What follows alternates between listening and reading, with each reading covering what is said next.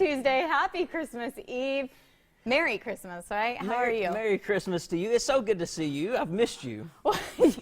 I'm like a hot mess today. Let me just get things together. How are you doing? I'm doing well. I'm sad though because Christmas is almost over, but hey, it is. I shouldn't be sad. It hasn't even started yet. I know. Well, when Christmas starts the day after Thanksgiving, and then it ends on the 26th. Oh, okay. So that's what Christmas time is. Do you have any Christmas traditions? I okay, let me ask you, do you celebrate Christmas on Christmas Day, or do you celebrate Christmas when you was growing up? Do you celebrate Christmas like before actual Christmas Day, like on the 24th, 23rd? As a kid, I have not, I'm going to be 100% honest here, I haven't celebrated Christmas in a long time, because in the news business, luckily our station here, we have the day off, but for years and years and years, I always worked Christmas Day. But growing up as a kid, no, we didn't do Christmas Eve. It was always Christmas Day. Oh, okay. And a lot of people do Christmas on Christmas Eve here. I've known a lot of people to do Christmas Eve here. I don't know why that is, but it makes for a very boring Christmas because there's nothing to do. We've already opened our gifts. We've had our dinner. So you do everything on Christmas Eve? Pretty much. Because I know a lot of people, they like let their kids open one gift on Christmas Eve, which our parents didn't, and that was always kind of sad. But so you do why is that?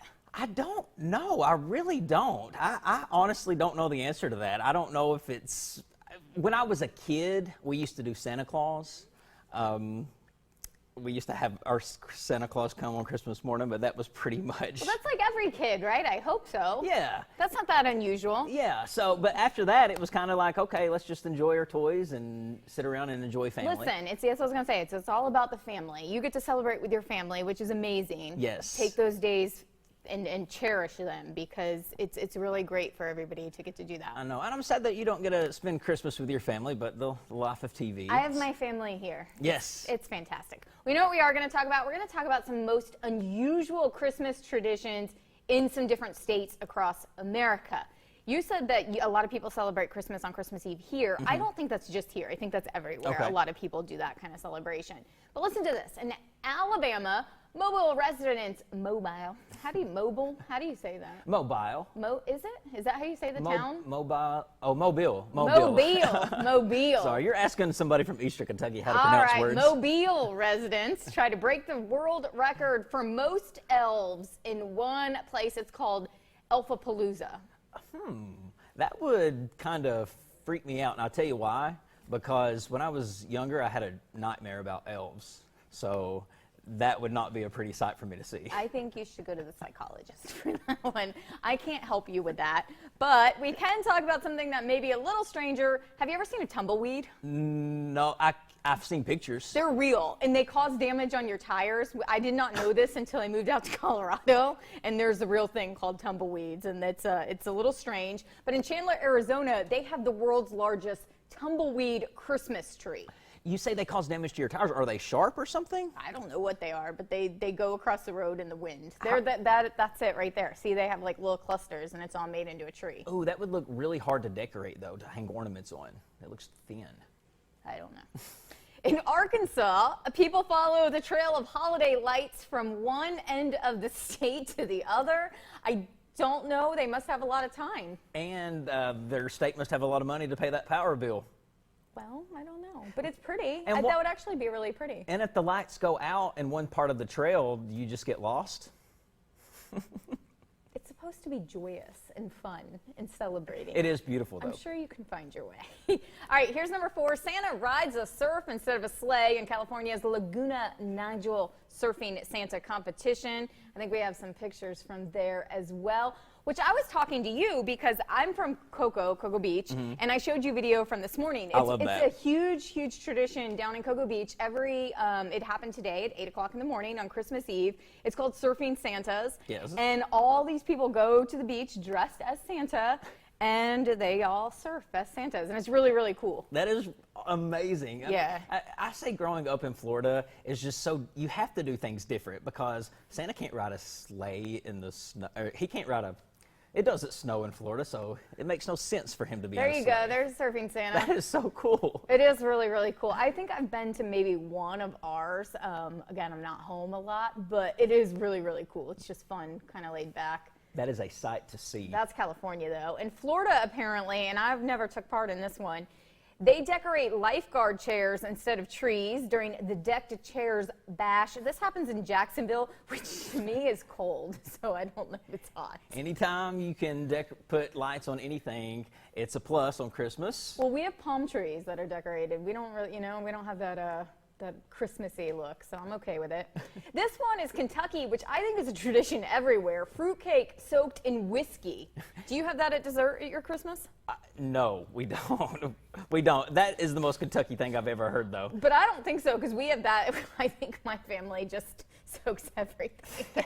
Rum and whiskey, so that's not that abnormal. A lot of families probably wish they had that. Why not bourbon? Yeah.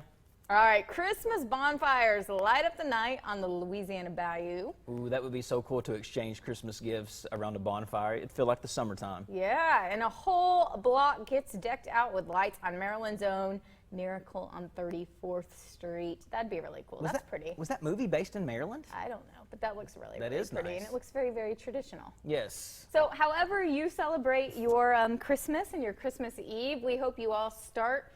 You probably have, the stores were busy. I got back yesterday. I was like, whoa. Last minute shopping. Whoa. Yes. And the grocery stores, people are making a lot of dishes. So It's that last second thing. And I had all of my Christmas shopping done until somebody called and said, oh, we got more people coming to the house. And I can't stand for nobody not to have a gift. So I went out and bought extra gifts. well, that's nice of you. Yes. Well, Merry Christmas to all of you. We're going to talk a little Christmas on what we have coming on tomorrow, because we won't be here tomorrow, but we do have somebody who will be, because we're going to celebrate Christmas all day long. Hopefully you're all out there enjoying it. Stay with us. We have more Midday after the break. I promise to get it together.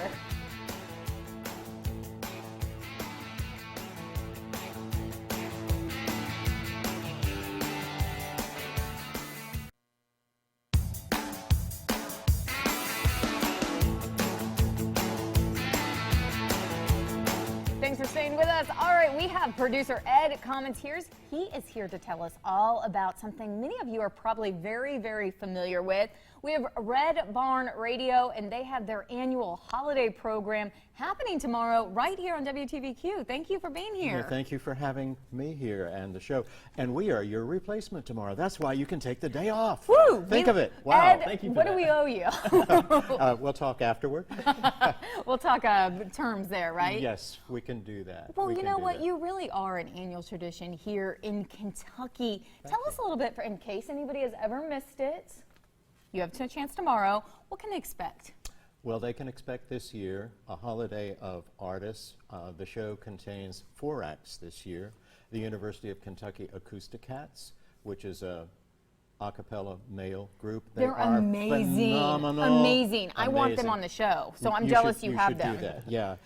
We have a young artist called Jocelyn Hampton, who is usually with a group called, she's usually with a group, and she's doing a solo performance, and it is astounding. She has a classically trained voice and gospel, and wait till you see her on the show. She is just phenomenal. And for bluegrass lovers, we have the Restless Legs String Band, who have been with us before and are back. Bunch of guys that just do rowdy stuff, and it's just really cool. And then for a little bit more of a bluegrass tradition, we have Allison Ruth. Okay. And they are also part of the McLean Family Band, which is celebrating their 50th year in the business. So Ooh. we have the trio. And it's a well-rounded show. That's what I was going to say. You just covered all the bases on this holiday show. Yes, we try. And I should, while we have a moment, there's Jocelyn on the screen. Is that the air screen? Yes. That's Jocelyn Hampton right now. Wonderful artist. You do not miss tomorrow at noon on ABC 36. You can just see the soul in her voice just from that picture alone. If she keeps going, she's like 22 or 3. Nice. And if she keeps going, she could be an Aretha-type singer. She's just phenomenal. Red Barn Radio's been around for years. I was a child when we started. Yes. What do you think it is that, what do you owe that success to Radio Barn? Perseverance. Yes. And we're just not giving up. I think that we started, my founding partner and I, started a program 18 years ago, and we've kept at it through the years because we were particularly proud of the music scene here in Kentucky and now the region. And in those days, it was getting very little play. Now, with emerging artists like Tyler Childers and so on, this whole scene here is really breaking out. So you go to Colorado and you talk about Kentucky music or Tyler, and they go, yeah, he was out here at Red Rocks. You know, it's just amazing throughout the world how we are becoming known. And we, unlike many other programmers perhaps, really concentrating on this region so that it's not acts from everywhere in the country. Right. You're seeing the talent that is nurtured here that goes back to where you're from. We've had some incredible young artists on who are singer-songwriters with their bands, and they're talking about opioid addiction in their music and problems with. One show had 3 young guys on it. They were all coal miners. Wow. Oh, wow. Young guys. And they're talking about that history and what that was to their family through their music. So I think we're finally making kind of some important statements in what we do. You And really are. yeah, and we're primarily a radio program, although we are expanding. We have YouTube Live. We stream the show, and we do this show every year, the special, and we're developing a half-hour series for television, so stay tuned because I've talked to your station manager. Oh, He's sort of, okay. like, Just a little, interested. you're just Yeah. dropping some hints here. Yeah. Well, how do we find Red Barn Radio? Because I'm sure a lot of people want to feel and hear, Yeah. you know, a piece of home. I think the easiest way to find us is to go to redbarnradio.com. Our calendar and information is there, and you can sort of go out from there. Go to our Red Barn Radio channel on YouTube. See videos. Tyler's there. We have hundreds of videos. In fact, we have just passed our, 40 millionth viewer on that channel. Wow. It's just amazing. Ed, that is incredible. And then watch it here tomorrow. Yes, and we're going to this see is the the place holiday to be. program. Thank you so much Thank for you. being here. We appreciate I it. appreciate you. Listen to these artists tomorrow because you can actually see them perform, watch it all live. We appreciate you. Merry Christmas, Ed. Thanks for being here. We'll be right back.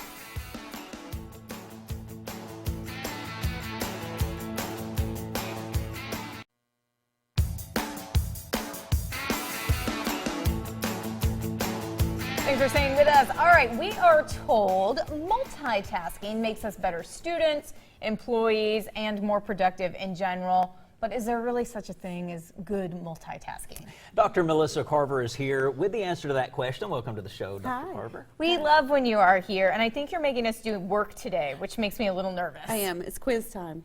All right, well, let's talk about multitasking. What does that even mean? It doesn't exist. Oh, I okay. thought I was fabulous at multitasking, and then I learned a lot from Deepak Chopra, and he was telling all of us that it doesn't exist, and I thought he's crazy. I agreed with him, up to this point, but I'm fabulous at multitasking. I'm Right. a mom. I've had multiple businesses. I go to school. I do all of these things. But then months later, I started really paying attention, and I realized, wow, he was right. There's no such thing. He was right. There's no such thing. You're doing 2 things halfway.